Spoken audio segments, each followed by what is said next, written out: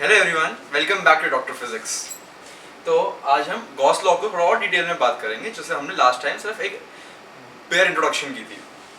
तो first of all Gauss law के हमने एक्सप्रेशन देख लिया था कि भाई गॉस लॉ कहता है कि क्लोज सरफेस इंटीग्रल, मान लो कोई सरफेस एस है, उस पर electric field E dot D ए, कोई एरिया एलिमेंट है ए, दैट इज इक्वल टू वही the enclose charge divided by the permittivity of free space. Again हम वैक्यूम में ही बात कर रहे हैं अभी, और अभी पहले हम इंटीग्रल फॉर्म्स को ही पिक करते हैं। तो हमें यहाँ पे जो सरफेस है ना, जो मैंने एस मार्क करा हुआ है, इस बेसिकली डिनोट्स कि भाई एक कोई सरफेस है एंड उस सरफेस को हम यहाँ पे गॉसियन सरफेस चूज करते हैं। तो जैसे कोई क्लोज सरफेस होना चाहिए, ओपन सरफेस नहीं होना चाहिए, उसकी कोई सरफेस की ऐसे ओपन बाउंड्री नहीं होनी चाहिए। सरफेस एकदम जैसे क्लोज स्फीयर होता है या एक क्यूब होता है, कटोरी नहीं हो सकती है, पूरा बंद बॉल होनी पड़ेगी। जैसे ये है, एक स्फीयर है, इसकी कोई एक ऐसे ओपन बाउंड्री नहीं कह सकते, कोई डिलिमिटिंग बाउंड्री नहीं है। जबकि एक हेमिस्फीयर है अगर, तो उसकी हम देख रहे हैं कि भाई एक डिलिमिटिंग बाउंड्री है हेमिस्फीयर की, ये गॉसियन सरफेस नहीं है। इस पे हम गॉस लॉ नहीं लगा सकते, बल्कि हम स्फीयर पे गॉस लॉ लगा सकते हैं। किसी भी एक ऊट पटांग सरफेस पे क्लोज होना चाहिए वो, अगर गॉसियन सरफेस है तो हम उस पर गॉस लॉ लगा सकते हैं। और जब हम गॉस लॉ लगाते हैं तो हम सिर्फ इनक्लोज चार्जेस की बात करते हैं। मान लेते हैं जैसे कि कोई एक गॉसियन सरफेस है ऐसा हमारे पास, उसके अंदर मैंने Q1 Q2 चार्ज रख दिए, राइट, और बाहर कोई Q3 चार्ज रख दिया है। इस गॉसियन सरफेस को हम नाम दे देते हैं कुछ S, सरफेस का हमने नामकरण कर दिया S है। ये जो इंटीग्रल के ऊपर गोला मारा हुआ है, मतलब एक क्लोज इंटीग्रल है, मतलब इस पूरे क्लोज सरफेस के ऊपर हर पॉइंट पे हम E डॉट डी ए, जो इलेक्ट्रिक फील्ड होगी ना, नेट इलेक्ट्रिक फील्ड है E, इनक्लोज चार्जेस और आउटसाइड चार्जेस सबको मिला के जो इलेक्ट्रिक फील्ड होगी इस स्पेस में, वो है E। हर पॉइंट पे कोई एक एरिया एलिमेंट है मेरे पास डी ए, और इस एरिया एलिमेंट की, क्योंकि ये एक वेक्टर एलिमेंट है तो इसकी कोई डायरेक्शन भी होगी। इसको डायरेक्शन हम pointing outward from the surface मानते हैं डी ए को। और ऑफ कोर्स हर जगह किसी डायरेक्शन में एक नेट इलेक्ट्रिक फील्ड भी होगी स्पेस में।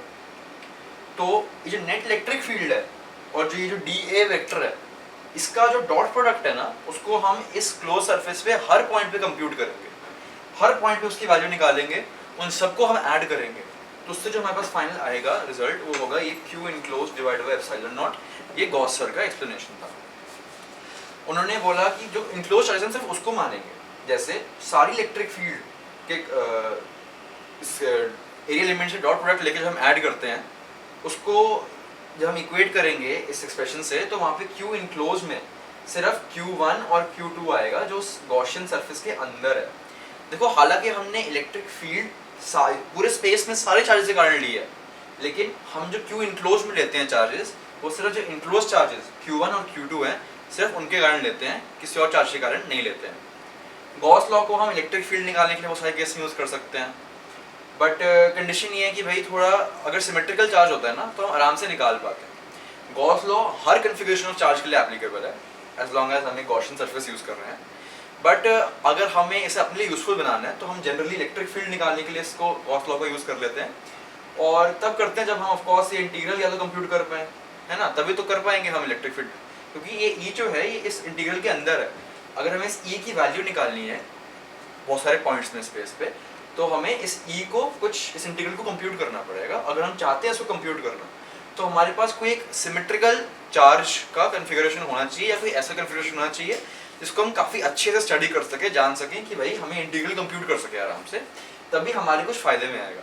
बट अप्लाई तो ये हर जगह होगा as long as Gaussian surface है। तो गॉस लॉ के बारे में अगर हम इतनी बात ही करें वैक्यूम में और स्पेस फॉर्म, देखो स्पेस फॉर्म हमने इसलिए बोला क्योंकि हम ये अक्रॉस स्पेस लगा रहे हैं, मतलब गॉसियन सरफेस पूरे एक रीजन ऑफ स्पेस है। या फिर अगर हम वॉल्यूम की बात ना भी करें, अगर हम बात करें कि ये कुछ एक सरफेस है ना, तो सरफेस भी तो स्पेस का कुछ पार्ट ले रही है ना, काफ़ी ज़्यादा। तो इसलिए हम इसे स्पेस में हम इसे स्पेस वाले फॉर्म बोलते हैं गॉस लॉ का। एक पॉइंट, जैसे मैंने लास्ट क्लास में बताया कि एक पॉइंट फॉर्म भी है गॉस लॉ का, बट वो पॉइंट फॉर्म हम इंडिविजुअल पॉइंट्स पे लगाते हैं, जैसे हमने पूरी सरफेस पे लगाया ना, हम वो किसी पॉइंट पे लगाएंगे, बट वो हम आगे आने वाली फर्दर किसी वीडियो में उसके बारे में डिटेल में बात करेंगे। अच्छा, गॉस लॉ में एक और बात ध्यान रखने वाली ये है कि जो हमारे पास गॉसियन सरफेस है ना, उसकी जो सरफेस है जो है उसके ऊपर कोई डिस्क्रीट चार्ज नहीं होना चाहिए। जैसे चार्ज दो टाइप के होते हैं, एक होता है डिस्क्रीट चार्ज, कि मतलब बहुत सारे एक सिस्टम में बहुत सारे पॉइंट चार्जेस हैं, Q1, Q2, Q3, Q4, Q5, ऐसे बहुत सारे पॉइंट चार्जेस हैं। और एक सिस्टम होता है कंटिन्यूस चार्जेस का सिस्टम। उसमें ऐसा होता है कि जैसे कोई एक लाइन है, इस लाइन पे बहुत सारे छोटे छोटे स्मॉल चार्जेस मिलके एक लाइन बना रहे हैं जो कंटिन्यूस है। या फिर कोई एक सरफेस है, उसमें बहुत सारे चार्जेस मिल के एक ही सरफेस बना रहे हैं कंटिन्यूसली। या कोई एक वॉल्यूम है जो बहुत सारे चार्जेस मिल के एक ये पूरा कंटिन्यूस वॉल्यूम बना रहे हैं। कोई गॉसियन सरफेस इस वॉल्यूम, मान लो एक कोई ये गॉसियन सरफेस है, ये गॉसियन सरफेस है S, ये गॉसियन सरफेस S है, तो ये सरफेस जो है ये इन कंटिन्यूस चार्जेस को कट कर सकती है, मतलब कंटिन्यूस चार्जेस गॉसियन सरफेस पे लाई कर सकते हैं। बट अगर कोई डिस्क्रीट चार्जेस है तो डिस्क्रीट चार्जेस कभी भी गॉसियन सरफेस पे लाई नहीं कर सकते हैं। S अगर ये है तो यहाँ पे हम गॉस लॉ नहीं लगा पाएंगे। इसका रीज़न ये है कि जो कंटिन्यूस चार्जेस होते हैं उसमें हम हर जगह एक इलेक्ट्रिक फील्ड को डिफाइन कर पाते हैं। जैसे अगर एक स्फीयर है, कंटिन्यूस चार्ज का एक स्फीयर है, तो हमने देखा है कि भाई कंटिन्यूस चार्जेस के स्फीयर में हम किसी एक पॉइंट पे अंदर इलेक्ट्रिक फील्ड कितनी है बता पाते हैं। हालांकि वहाँ पे चार्जेस ऑलरेडी प्रेजेंट हैं, बट फिर भी हम कहीं पे अंदर एक जगह पे इलेक्ट्रिक फील्ड बता पाते हैं। वही अगर एक डिस्क्रीट चार्ज का सिस्टम है तो हम जहाँ पे चार्ज है उस पॉइंट पे इलेक्ट्रिक फील्ड कभी बता नहीं सकते, मतलब नॉट डिफाइंड होती है। क्योंकि जैसे जैसे इस पॉइंट के पास आते जाओगे इलेक्ट्रिक फील्ड बढ़ती जाएगी धीरे धीरे। बट जब इस पॉइंट के बहुत पास आ जाओगे तो इलेक्ट्रिक फील्ड और बढ़ने लगेगी, तो वो इन्फाइनाइटली बढ़ने लगती है। उसको हम डिफाइन नहीं कर सकते कि एक पॉइंट चार्ज पे कितनी इलेक्ट्रिक फील्ड होती है। इसलिए डिस्क्रीट चार्जेस पे हम नहीं अलाउ करते कि कोई गॉसियन सरफेस एक डिस्क्रीट चार्ज से पास करे और तभी हम ये लॉ अप्लाई करें। तो इसमें आप एक और बात नोटिस करना कि गॉस लॉ का जो लेफ्ट हैंड साइड है इक्वेशन का, ये एक्चुअली इलेक्ट्रिक फ्लक्स है उस सिस्टम से। अब ये भी हम नॉर्मल से जानते हैं कि इलेक्ट्रिक फ्लक्स क्या होता है। इलेक्ट्रिक फ्लक्स होता है कि भाई कोई भी एक सरफेस है उससे जो इलेक्ट्रिक फील्ड पास कर रही है, ये इलेक्ट्रिक फील्ड है, और अगर इस सरफेस का ये एरिया वेक्टर है तो जो फ्लक्स होगा इस सरफेस के थ्रू इलेक्ट्रिक फ्लक्स, उसे हम बोलते हैं E.A। ये तब है अगर इलेक्ट्रिक फील्ड कंटिन्यूस है, और अगर बेसिकली एरिया एलिमेंट्स के टर्म में कंटिन्यूस है, और अगर कभी इलेक्ट्रिक फील्ड वेरी कर रही है या फिर अगर एरिया प्लेन नहीं है, एरिया को टेढ़ा मेढ़ा सा है ना, तो उस केस में हमें पास अलग तरीका होता है निकालने का। और वहीं अगर मान लो कि कोई एक कर्व्ड सरफेस है या फिर कोई एक नॉन यूनिफॉर्म इलेक्ट्रिक फील्ड है, हम एग्जांपल लेते हैं कि एक कर्व्ड सरफेस है, क्योंकि हम इलेक्ट्रिक फ्लक्स को E.A तब बोलते हैं, या फिर इलेक्ट्रिक फ्लक्स को एग्जैक्टली E.A हम तब बोलते हैं कि जब हमारे पास पूरे सरफेस के अलॉन्ग E.A की वैल्यू सेम है। तो हमारे पास सरफेस पे अलग अलग पॉइंट पे E.A की वैल्यू अलग अलग हो रही है। वो कैसे हो सकती है? वो दो केस में हो सकती है, या तो हर पॉइंट पे E चेंज हो रहा है, या फिर हर पॉइंट पे E.DA की वैल्यू चेंज हो रही है। E.DA क्या है? E.DA cos थीटा, मतलब किसी भी एरिया वेक्टर पे, किसी भी स्मॉल एरिया एलिमेंट पे जो DA है, और अगर कोई इलेक्ट्रिक फील्ड है उसके बीच का एंगल थीटा। जब ये थीटा अगर इस सरफेस के क्रॉस चेंज हो रहा होगा तो ऑफ कोर्स जो क्रॉस प्रोडक्ट है डॉट प्रोडक्ट है सॉरी, जो E.DA का वो भी चेंज हो रहा because E.DA is equal to E.DA cos theta. तो उस केस में भी हमारे पास सरफेस पे अलग अलग पॉइंट पे E.DA की वैल्यू अलग अलग आएगी। तो हम वहाँ पे सिर्फ E.A से नहीं निकाल सकते हैं फ्लक्स, वहाँ हमें क्या करना पड़ेगा कि हमें E.DA हर इंडिविजुअल पॉइंट पे निकालना पड़ेगा और उसको ऐड करना पड़ेगा। उसको हम कैसे लिखते हैं कि electric flux is equal to integral E.DA। मैं यहाँ पे इलेक्ट्रिक फ्लक्स को इन डिटेल डील नहीं कर रहा हूँ, बस मैं एक ब्रीफ बोल रहा हूँ बिकॉज हमारा मेन जो मकसद है वो डिस्कस करना मैक्सवेल इक्वेशंस है।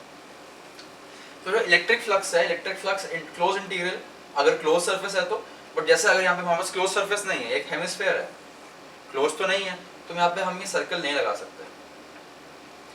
तो हमें एक इंटीग्रल लेना है इस सरफेस के ऊपर, वो हो जाएगा E।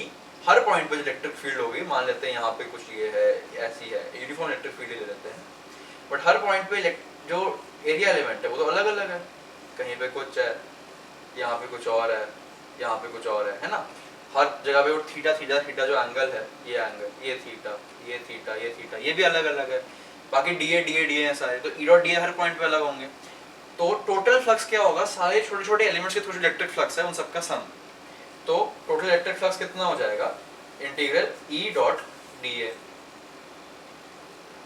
क्या अगर ये गॉसियन सरफेस होता, जैसे ये नॉन गॉसियन सरफेस है क्योंकि ये ओपन सरफेस है, या अगर कोई क्लोज सरफेस है, गॉसियन सरफेस होता, तो वहां हम लिखते हैं electric flux, basically total electric flux is equal to close integral, क्योंकि क्लोज सरफेस हो गया, is equal to E dot D A. क्या हमारे पास गॉस लॉ के स्टेटमेंट में सेम हमें ये नहीं देखने को मिल रहा, यहाँ पे हमने ई डॉट डी ए लिखा है, यहाँ पे तो ई डॉट डी ए का इंटीग्रल है। तो बेसिकली गॉस लॉ को हम ऐसे भी यूज करते हैं कि भैया जो enclose charges upon epsilon not है, ये किसके इक्वल है, electric flux through the Gaussian surface. हम ये वाला रिजल्ट भी यूज करते हैं। बाकी अब हम एक बार देख लेते हैं कि गॉस लॉ का एक प्रूफ तो नहीं है, ये कई बार इसे प्रूफ कह के बताया जाता है जनरल टेक्स्ट बुक्स में या फिर नॉर्मल पर्पसेस के लिए, बट ये काइंड ऑफ एक वेरिफिकेशन है गॉस लॉ का। तो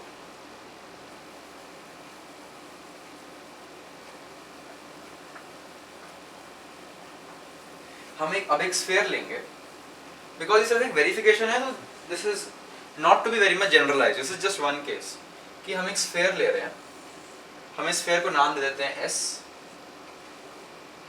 हॉलो स्फीयर है, गॉसियन सरफेस हम मान लेते हैं इसे अपना, और इसके एकदम सेंटर पे हम रख लेते हैं चार्ज स्मॉल क्यू।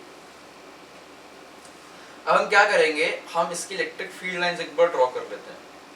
हमें ये भी बेसिक फिजिक्स से थोड़ा बहुत पता है कि भाई जो एक पॉइंट चार्ज होता है उसकी इलेक्ट्रिक फील्ड लाइंस जो होती हैं वो रेडियली आउटवर्ड होती हैं, given that point charge is positive. इसे हम पॉजिटिव पॉइंट चार्ज अभी के लिए अज्यूम कर लेते हैं without loss of generality, and ये रेडियली आउटवर्ड हमारे पास फील्ड लाइंस बन जाएंगी।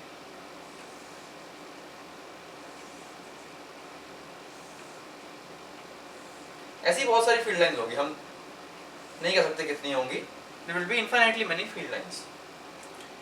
नाउ अगर हम देखें किसी एक छोटे से एरिया एलिमेंट को ले लेते हैं, यहीं पे ले लेते हैं, ये हमारा डी ए एलिमेंट है। नोट दैट अगर ये डी ए स्फीयर के सरफेस पर है तो इस डी ए की जो डायरेक्शन होगी वो इस स्मॉल एरिया एलिमेंट के परपेंडिकुलर होगी, एंड इसके परपेंडिकुलर जो एक वेक्टर होगा वो कोलिनियर होगा इसके रेडियस वेक्टर से जो लाई कर रहा है इलेक्ट्रिक फील्ड लाइन पे। लेट मी कम अगेन इस बात पे कि भाई अगर एक स्फीयर है और उसका किसी पॉइंट पे हम रेडियस बनाते हैं तो वहां पे उसका सरफेस का जो नॉर्मल है जो परपेंडिकुलर है वो उसके रेडियस के लॉन्ग ही होगा ना। जैसे एक सर्कल में हम बात करते हैं कि भाई किसी भी पॉइंट पे अगर हम बनाते हैं एक रेडियस, अब इस पॉइंट पे बनाते हैं एक टैंजेंट, उस टैंजेंट का नॉर्मल जो है वो रेडियस ही होता है ना। Same is in the case of sphere. अब यहाँ पे जो इलेक्ट्रिक फील्ड लाइन है वो रेडियस के अलॉन्ग है, ये हमारे पास रेडियस है, इलेक्ट्रिक फील्ड लाइन इसके अलॉन्ग है, और जो डी ए है वो भी इसी के अलॉन्ग होगा naturally, because D is perpendicular to the surface and the radius is also perpendicular to the surface, plus electric field is along the radius, radial electric field का यही मतलब होता है। तो अब हम यहाँ देखते हैं इस छोटे से सरफेस के लिए, छोटे से सरफेस के लिए जो डी फाई ई होगा, यानी छोटा सा, अब इस पूरे के थ्रू जो इलेक्ट्रिक फ्लक्स है वो फाई ई होगा, तो एक छोटा सा पार्ट डी फाई ई है, that is equal to E dot D A. Dot D A मतलब हम यहाँ पे डॉट प्रोडक्ट ले रहे हैं, तो is equal to E D A cos theta. What is theta? Theta is the angle between E and D. हमने देखा कि ई और डी ए सेम डायरेक्शन में है, थीटा 0 हो जाएगा, कॉस 0 1 हो जाता है, तो is equal to E D ए।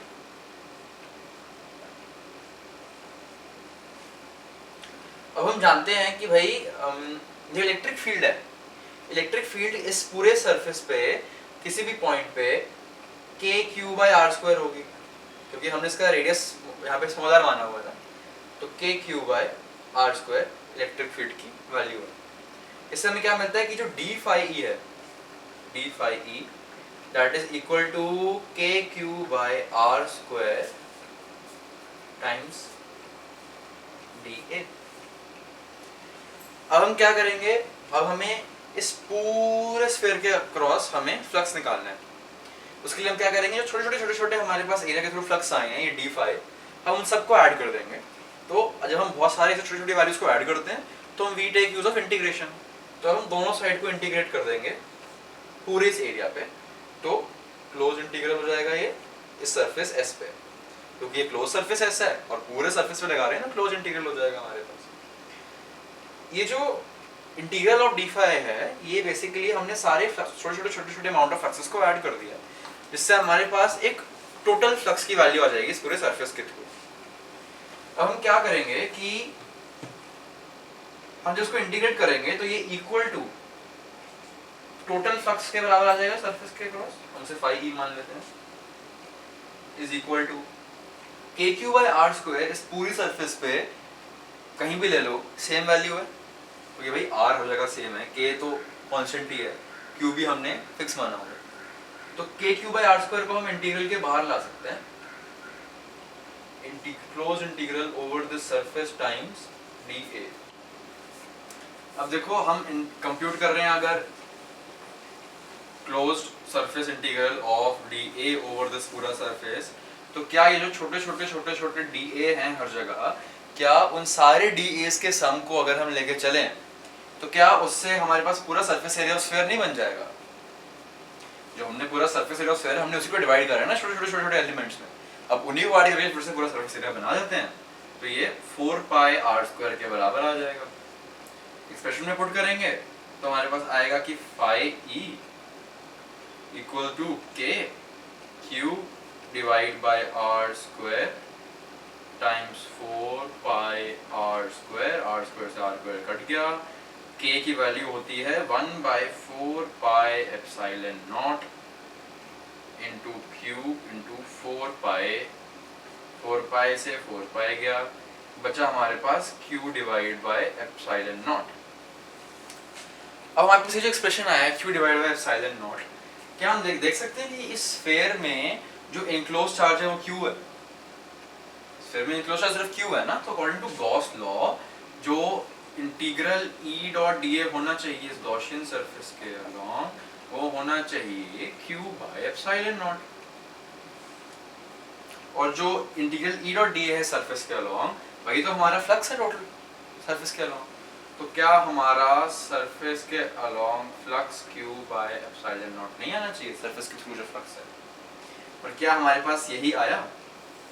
हमने कूलम्स लॉ से बेसिकली जो हमारे पास एक्सप्रेशन था equal to K Q by R square, बस कूलम्स लॉ से आया था कहीं ना कहीं, और कूलम्स लॉ को यूज करते करते और अपनी थोड़ी मैथमेटिक्स यूज करते हुए हम इस कंक्लूजन पे पहुंच गए कि electric flux for the surface q bye epsilon not. But क्या हमें गॉस लॉ भी सेम बात नहीं बता रहा? तो बेसिकली ऐसे हम ऐसे as a verification of Gauss law use करते हैं। तो बेसिकली ये सारी गॉस लॉ के बारे में बेसिक बातें हैं, गॉस लॉ के कुछ एप्लीकेशंस और कुछ क्वेश्चंस हम आगे देखेंगे। अभी this video was about the introduction to Gauss law, and because अभी हम मैक्सवेल इक्वेशन के बारे में बेसिकली बात कर रहे हैं, तो हम सारी इक्वेशंस के बारे में थोड़ा ब्रीफ एक बारी देख लेंगे। तो दैट्स इट फॉर टुडे। हमने आज बात करी गॉस लॉ के इंटीग्रल फॉर्म के बारे में, and let's meet you next time. Bye.